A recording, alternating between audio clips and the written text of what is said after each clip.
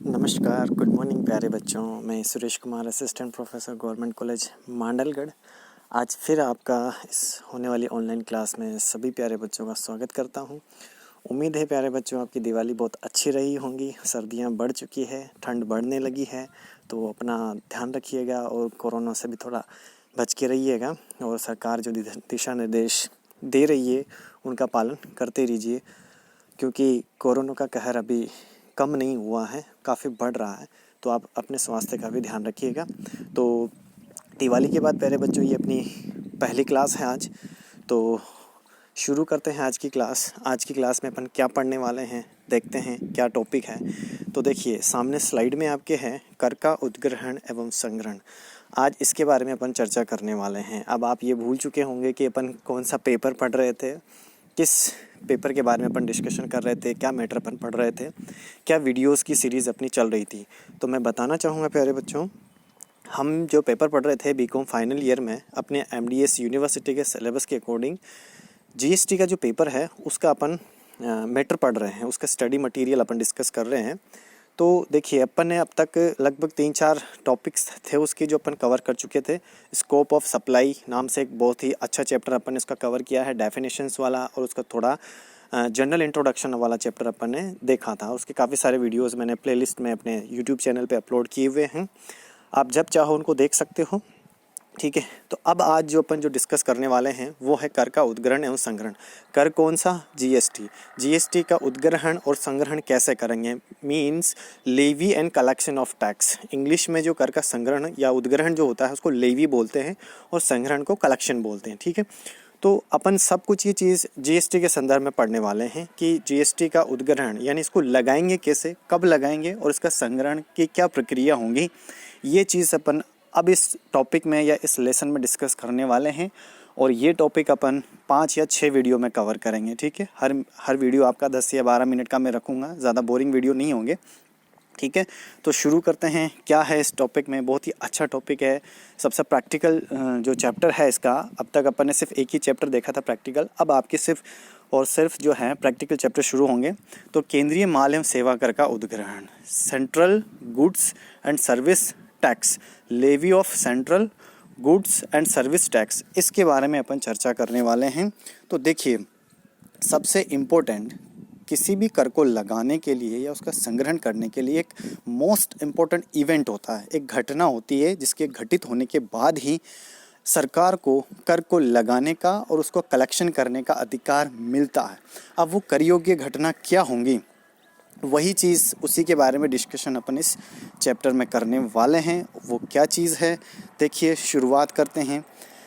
तो देखिए शुरू में क्या लिखा हुआ है कि कर के उद्ग्रहण के लिए कर योग्य घटना का घटित होना आवश्यक है। वही चीज़ जो मैंने बोली है कि कर के उद्ग्रहण के लिए कर योग्य घटना का घटित होना आवश्यक है। अब वो कर योग्य घटना कौन सी होंगी, यही अपने को पता करना है।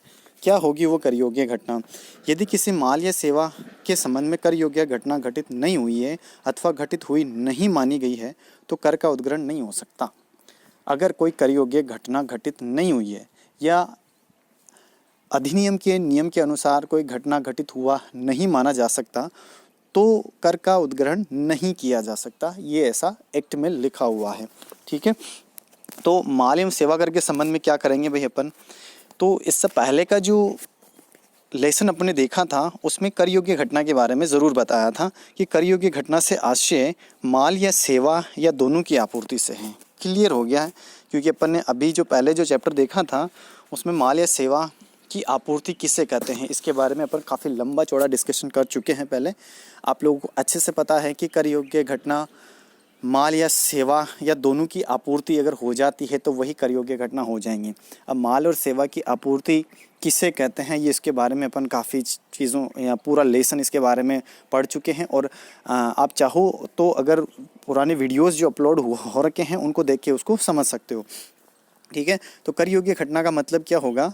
माल या सेवा या दोनों की आपूर्ति से है। ये घटना अगर घटित हो जाती है तो सरकार को कर का उद्ग्रहण और संग्रहण करने का अधिकार मिल जाता है। और ये जो एक्ट है CGST एक्ट, यहाँ जो चर्चा हो रही है वो है CGST एक्ट के बारे में। इस अधिनियम के प्रावधानों में माल या सेवा की आपूर्ति हुई है अथवा मान ली गई है तो कर योग्य घटना घटित होना मान लिया जाएगा एवं ऐसी आपूर्ति के उद्ग्रहण के लिए दायी हो जाएंगी, उत्तरदायी हो जाएंगी। मतलब कि अगर GST एक्ट, कौन सा, CGST central goods and service act के जो प्रावधान हैं, अगर उसके अकॉर्डिंग माल या सेवा की आपूर्ति मान ली जाती है या मानी जाती है तो कर योग्य घटना घटित मान ली जाएंगी और ऐसी आपूर्ति पर क्या होगा, कर का उद्ग्रहण किया जाएगा और संग्रहण किया जाएगा। अब ये देखिए इसने साफ साफ लिखा है कि कर से अभिप्राय जो है वो केंद्रीय माल एवं सेवा कर से है, CGST goods, central goods and service tax. इस कर का उद्ग्रहण किसी एक राज्य के भीतर होने वाली आपूर्ति पर अथवा एक ही संघीय क्षेत्र के भीतर होने वाली आपूर्ति पर किया जाता है। इसी आपूर्ति पर केंद्रीय माल एवं सेवा कर के साथ एक राज्य माल एवं सेवा कर अथवा संघीय क्षेत्र माल एवं सेवा कर भी लगाया जाता है। यदि आपूर्ति अंतर्राज्यीय हो तो उस पर केवल एकीकृत माल एवं सेवा कर लगाया जाता है। ये देखिए मैं सेम पढ़ रहा हूँ, इसको मैं आपको थोड़ा एक्सप्लेन करता हूँ आखिर में ये क्या चीज़ लिखी हुई है, क्योंकि ये जो लेसन है इसमें किसके बारे में चर्चा की जा रही है, CGST एक्ट के बारे में। ठीक है, तो प्यारे बच्चों CGST आखिर है क्या? Central goods and service tax. GST जो एक्ट आया है वो अकेला कोई एक टैक्स नहीं है, ये पूरे 4 एक्ट मिला के एक एक्ट बना हुआ है। CGST, UTGST, SGST और IGST, ये इस तरह के 4 एक्ट हैं। अब ये CGST के बारे में अपन यहाँ चर्चा कर रहे हैं। तो CGST कब लगाया जाएगा? जब एक ही राज्य के भीतर अगर आप माल या सेवा की आपूर्ति देते हो या माल या सेवा की बिक्री एक ही स्टेट के भीतर करते हो तो वहाँ पर CGST लगेगा।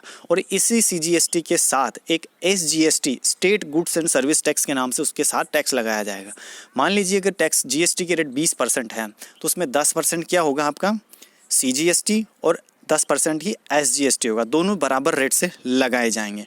एक ही राज्य के भीतर अगर बिक्री होती है या सेवा की आपूर्ति होती है तो वहाँ पर CGST लगेगा, साथ में SGST लगेगा। तो यानी कि 2 टैक्स एक साथ लगेंगे, CGST और SGST।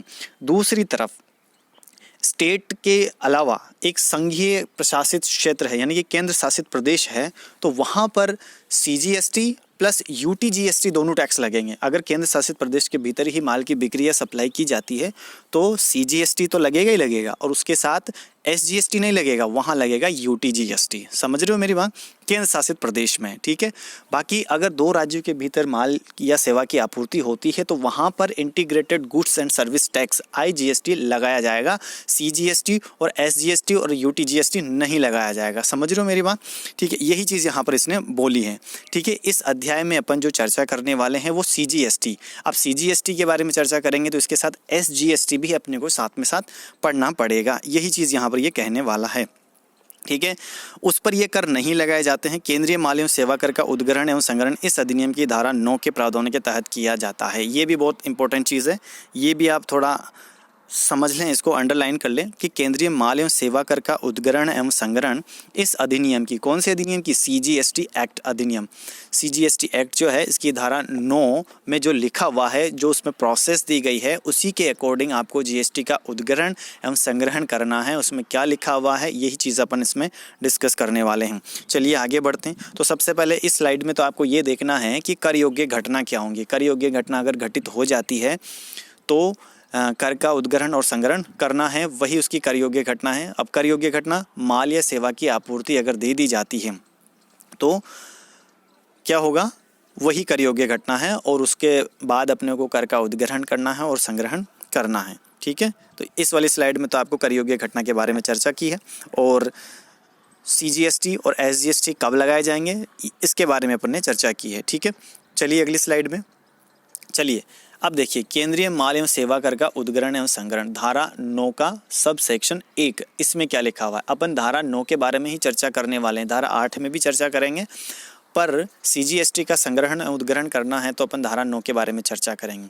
केंद्रीय माल एवं सेवा कर का उद्ग्रहण एवं संग्रहण के संबंध में धारा 9 में क्या लिखा हुआ है, चलिए पढ़ते हैं। धारा 9(1) के अनुसार उपधारा 2 के प्रावधानों का पालन करते हुए मानवीय उपयोग की मादक शराब की आपूर्ति को छोड़कर, देखिए ये जो अपने को क्या है कि पहले तो जो धारा में जो लिखा हुआ है ना मैटर वही अपने को पढ़ना है, फिर उसका एनालिसिस करना है आखिर में होता क्या है। अपनी तरफ से अपन कुछ कह नहीं सकते, धारा में जो लिखा है पहले उसको समझना है आखिर में क्या लिखा गया है। तो धारा 9(1) की जो सब सेक्शन 2 है उसमें लिखा गया है कि मानवीय उपयोग की जो मादक शराब की आपूर्ति को छोड़कर, यानी कि अल्कोहलिक जो वाइन्स हैं उनको छोड़कर, उनकी सप्लाई को छोड़कर बाकी सभी गुड्स और सेवाएं दोनों की राज्य के भीतर की सभी आपूर्तियों पर। अब देखिए राज्य के भीतर शराब की बिक्री को छोड़कर, आप इसको यूँ समझिए, यानी कि अल्कोहलिक प्रोडक्ट्स जो हैं उनको छोड़ कर के सभी माल और सेवाओं की राज्य के भीतर जो बिक्री या जो आपूर्ति होंगी उस पर धारा 15 के तहत निर्धारित मूल्य पर, धारा 15 इसी एक्ट की है और उसके अकॉर्डिंग उसका माल या सप्लाई का मूल्य निर्धारित करते हैं। उस मूल्य पर जीएसटी काउंसिल, ये देखिए यहाँ पर लिखा हुआ है, जीएसटी काउंसिल की सिफारिश पर जो दर अधिसूचित की गई है वो 20% से अधिक नहीं हो सकती है, ऐसा उसने लिखा है। एक कर लगाया जाएगा जिसको केंद्रीय माल एवं सेवा कर कहलाएगा। ठीक है, ये अभी थोड़ा मैं इसके बारे में ही चर्चा करेंगे, पहले तो सीजीएसटी के बारे में। अगला अपन जो मैटर डिस्कस करेंगे वो अगले वीडियो में करेंगे। मैं थोड़ा इसके बारे में ब्रीफ कर देता हूँ आपको। देखिए क्या लिखा गया है धारा 9(1) में कि वाइन जो है अल्कोहलिक प्रोडक्ट, मादक शराब को छोड़कर, यानी कि इस पर सीजीएसटी और एसजीएसटी नहीं लगाया जाएगा। इसके राज्य के भीतर अगर बिक्री होती है तो इस पर वेट लगाया जाएगा, पुराना वाला टैक्स इस पर लगाया जाएगा। इसके अलावा माल या सेवाओं की जो आपूर्ति होंगी, शराब को छोड़कर माल या सेवाओं की जो आपूर्ति राज्य के भीतर की जाएंगी उस पर इस अधिनियम की धारा 15 के अनुसार जो मूल्य निर्धारित किया जाएगा उस माल या सेवा का, उस मूल्य पर जीएसटी काउंसिल जो इस एक्ट के तहत गठित की गई है उस काउंसिल के द्वारा जो दर निर्धारित की गई है, और वो दर कितनी, 20% से ज़्यादा नहीं हो सकती है। ठीक है, 20% यानी कि अब 2 टैक्स इसमें एक साथ लगेंगे, सीजीएसटी और एसजीएसटी। तो एक टैक्स 20% का और दूसरा टैक्स भी 20% का, तो जीएसटी की टोटल रेट कितनी हो जाएंगी, 40% से। तो आपको एक कॉमन सेंस से पता कर लेना है कि जीएसटी की रेट 40% से अधिक कतई नहीं हो सकती। ठीक है, उससे कम ही रखी जाएंगी। तो पहला टैक्स 20% और एक टैक्स की रेट भी 20% से ज़्यादा नहीं हो सकती है, यानी कि 19% हो सकती है, 20% हो सकती है, 18% हो सकती है, 13% हो सकती है, 12% यानी कम हो सकती है, पर इससे ज़्यादा नहीं होंगी। ठीक है, क्लियर है। तो दोनों का मिलाकर अधिकतम दर कितनी होगी, 40% तक।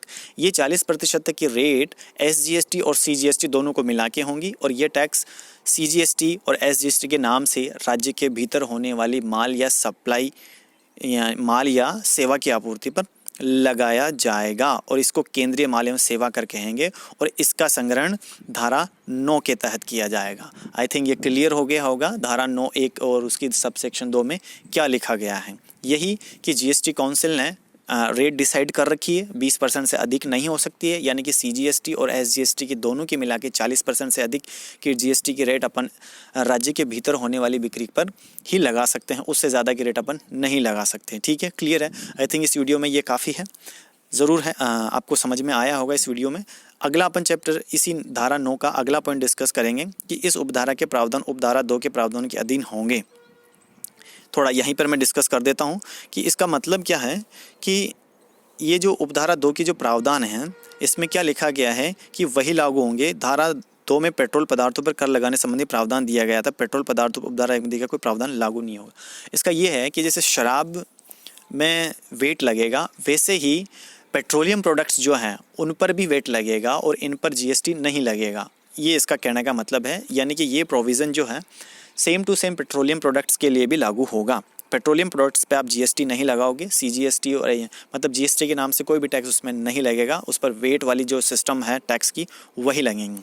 तो प्यारे बच्चों इस वीडियो में काफ़ी है, 10 या 12 मिनट का वीडियो हो चुका है। अगले वीडियो में अपन इसके थोड़ा आगे का मैटर डिस्कस करेंगे। तो मिलते हैं अगले वीडियो में। Have a good day.